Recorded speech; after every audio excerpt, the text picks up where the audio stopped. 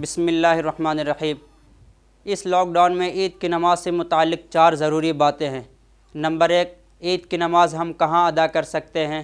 Number 2، عید کی نماز کی ادائیگی کے صحیح ہونے کے لیے کتنے آدمیوں کا ہونا ضروری ہے؟ نمبر 3، عید کی نماز کی نیت ہم کیسے کریں؟ نمبر 4، عید کی نماز کے بعد جو خطبہ دیا جاتا ہے آیا اس خطبے کا دینا ضروری ہے؟ یعنی جب ہم اس خطبے کو دیں گے تبھی ہماری عید کی نماز صحیح ہوگی یا اس کے بغیر بھی ہماری عید کی نماز صحیح ہو سکتی ہے؟ نمبر 1، عید کی نماز ہم کہاں ادا کر سکتے ہیں؟ تو عرض ہے کہ عید کی نماز کی ادائیگی کے لیے بھی وہی شرائط ہے جو جمعہ کی نماز کے لیے شرائط ہے، یعنی جہاں جمعہ کی نماز قائم ہو سکتی ہے یا قائم پہلے سے ہوتی تھی، پہلے سے ادا ہوتی تھی، وہیں عید کی نماز قائم ہو سکتی ہے۔ لہذا پہلے سے اگر جہاں جمعہ کی نماز نہیں ادا ہوتی تھی، عید کی نماز ادا نہیں ہوتی تھی، اگر وہاں پر لوگ ادا کرنا چاہیں عید کی نماز تو ان کی عید کی نماز صحیح نہیں ہوگی۔ دوسری بات، عید کی نماز کی ادائیگی کے صحیح ہونے کے لیے کتنے آدمیوں کا ہونا ضروری ہے؟ تو عرض ہے کہ امام کے علاوہ 3 آدمیوں کا ہونا ضروری ہے، یعنی امام کو لگا کر کے 4 آدمیوں کا ہونا ضروری ہے۔ اگر کوئی گھر والے 2 آدمیوں کے ساتھ عید کی نماز پڑھنا چاہے تو ان کی عید کی نماز صحیح نہیں ہوگی، 4 کا ہونا ضروری ہے۔ اب جب ہم گھر میں عید کی نماز ادا کریں گے تو جو گھر میں افراد ہیں جن کے قرآن اچھے ہیں وہ امام بن جائیں گے، وہ نماز پڑھائیں گے۔ یاد رہے کہ گھروں میں جو عید کی نماز ادا کریں گے تو یہ وہ لوگ ادا کریں گے جہاں پہلے سے عید کی نماز ادا ہوتی تھی، پہلے سے جمعے کی نماز ادا ہوتی تھی۔ اگر پہلے سے جہاں عید کی نماز ادا نہیں ہوتی تھی، جمعے کی نماز ادا نہیں ہوتی تھی، وہاں اگر عید کی نماز ادا کرنا چاہے تو ان کی عید کی نماز صحیح نہیں ہوگی۔ تیسری بات کہ عید کی نماز کی ہم نیت کیسے کریں؟ تو دیکھیے، نیت جو نام ہے وہ دل کے ارادے کا نام ہے، زبان سے کہنا ضروری نہیں ہے۔ اس کے باوجود اگر ہم زبان سے کہنا چاہیں تو مختصر طور پر اردو میں اس طرح کہہ لیں، جو امام ہوں گے وہ اس طرح کہیں گے کہ میں نیت کرتا ہوں عید الفطر کی امامت کی 6 واجب زائد تکبیروں کے ساتھ، اللہ اکبر۔ مقتدی کے لیے بھی یہی ہے کہ ان کے لیے بھی زبان سے کہنا ضروری نہیں، دل سے ارادہ کر لے تو کافی ہے۔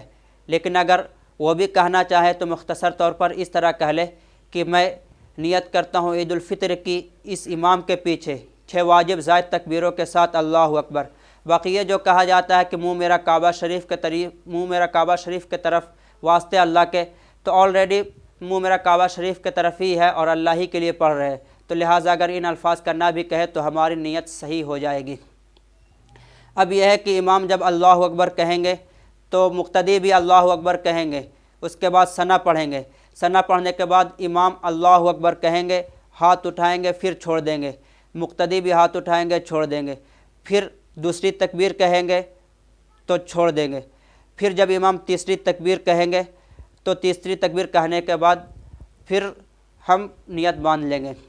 اس کے بعد امام اعوذ باللہ بسم اللہ کے بعد الحمدللہ پڑھیں گے، پھر کوئی سورت پڑھیں گے، اس کے بعد رکوع میں چلے جائیں گے، جیسے نماز پڑھتے ہیں ویسے ہی نماز پڑھیں گے۔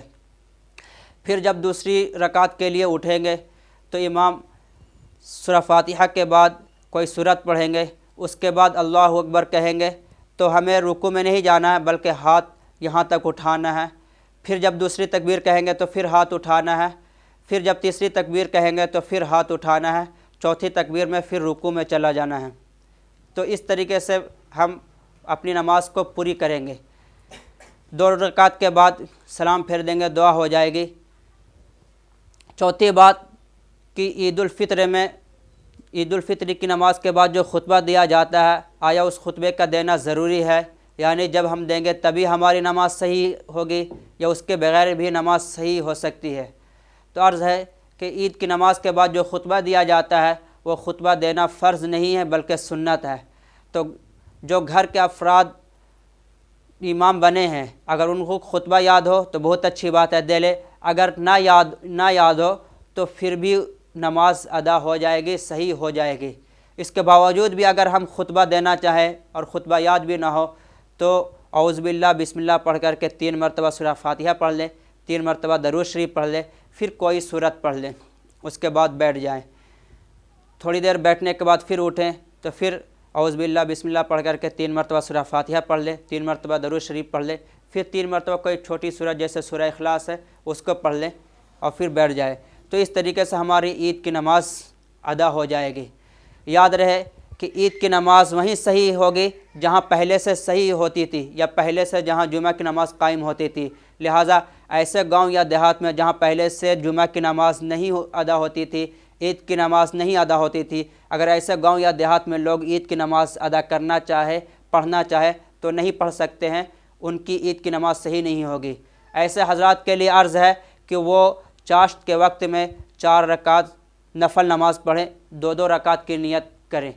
یاد رہے یہ نفل نماز عید کی نماز کا بدل نہیں ہے، بلکہ یہ نفل نماز ہے اور یہ مستحب ہے۔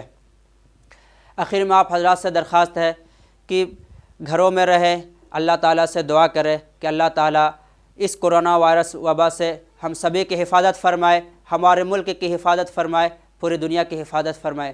زندگی رہی تو پھر ملاقات ہوگی نیکسٹ ویڈیو میں انشاءاللہ، تب تک کے لیے والسلام۔